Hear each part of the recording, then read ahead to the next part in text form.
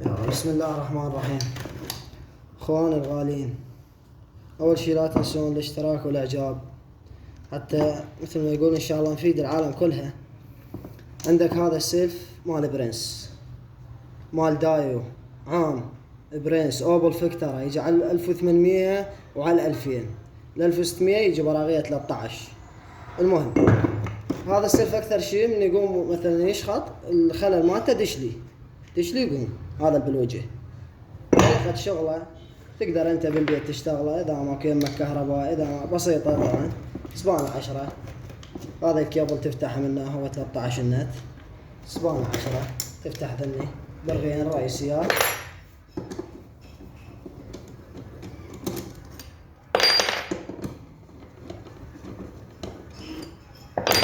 هسه فتحنا براغية من تفسخ السلف القطعتين، لا تجره منه من القبق، من ناية من النص الزمه حركة خفيفة تفسخ السلف.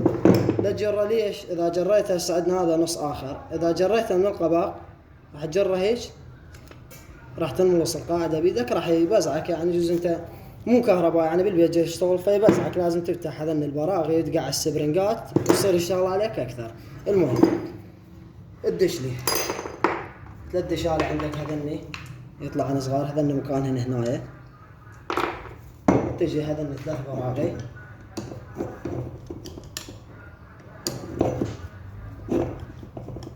درنفيس مربع، عندك دريل بعد بكيفك. اذا قويات كان دقة خفيفة درنفيس وفتحن.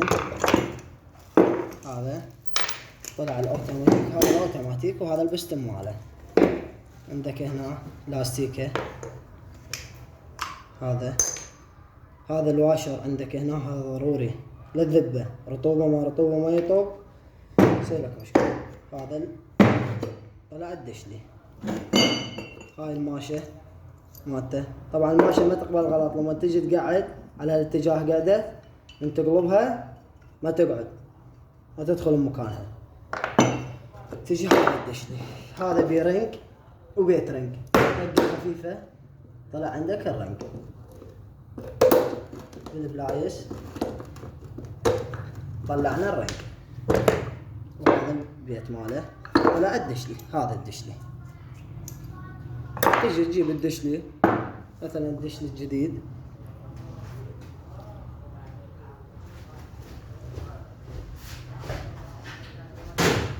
هذا عندك دشلي طبعا دشالة هي اكثرها يعني هو تجاري بس زين، يعني هاي زينة للعلم، سعرهم 5000 بالسوق. هذا الدشلي بقعدة شوفه، اذا كانت هذه ما تقعد بسهولة لازم تنعمها، تضربها كاغذ جام دهن. والدشلي همينه يكون يعني مال دايو، هو مال طيار، هذا السلف طياري. عندك السنون نفسها لما تشتري الدشلي الطابقة ويا القديم تحسبهن كم سن، 1 2 3 4 5 6 7 8 9 سنون. تجي على الدشلي القديم الطابق المهم قاعدة الرنج، العفو البيت رنج، وهذا الرنج قاعدة هو بحافة هنايا، حافة بي. خلنا نشوف نوضح لهم. هاي حافة شوفه، جيبه بالبلايس تضغطه ضغطه بالاطراف قوية تكبسه، تجي الصعد الرنج عليه. هاي اسبانة 13 تخليها جوا، شوفه قاعد. تجي هنا تقعد مثل ما قلنا، هذا كور ماله. هاي الماشة تقعدها هنا، شوف 3 اتجاهات مبين، يعني عندك هذا الاتجاه وهذا هن موجودات هنا، بس تقعد على اتجاه عدل. شوف هو قاعد مكانه. تجي لا تنسى هذا الواشر الحديد جوا، فوق اللاستيكة هذا اتجاهه.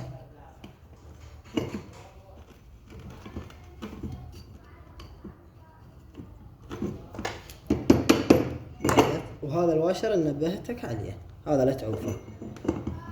لأنه لو ما بي فايدة ما تحط الشركة، ترى خليها ببالك. حتى من تكبس الأوتوماتيك لا رطوبة ولا ماء يطب جوا على الدشلي والماشة والأوتوماتيك. تقعد السبرينج، البستن بالسبرينج، إذا كان يابس دهن قليل حط له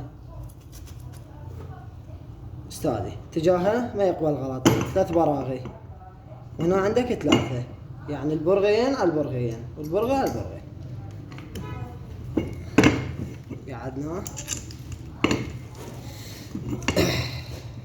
نتمنى ما يطول عليكم الفيديو، بس حتى استفادة للعالم أكثر وتستفاد أنت، لأن أنت مو كل وقت يم الكهرباء ويم الفيتر، يعني احسب حسابك. يوم تعطل بشارع يوم ببيتك، لازم يعني معلومات لازم تطلع عليها.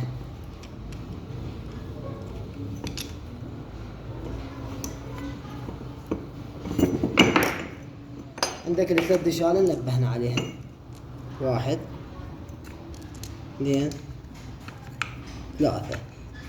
إذا كانت هاي يبسانة هسه أنا بيها دهن، بس إذا كانت يبسانة تحط لها دهن.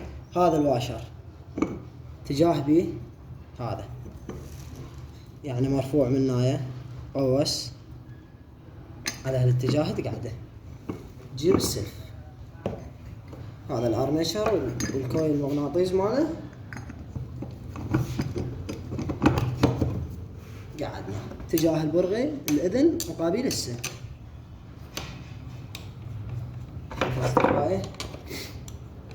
هذا بالنسبة لعطل الدشلي ماله، لأن هو هذا السلف هذا النوعية أكثر شيء يقوم به دشلي. طبعا هذا حتى أكو بالأفيو ينشد نفسه، بس قلت لك الخشم ماله يجي براغية يعني 13. شلون هذا مو سن داخل.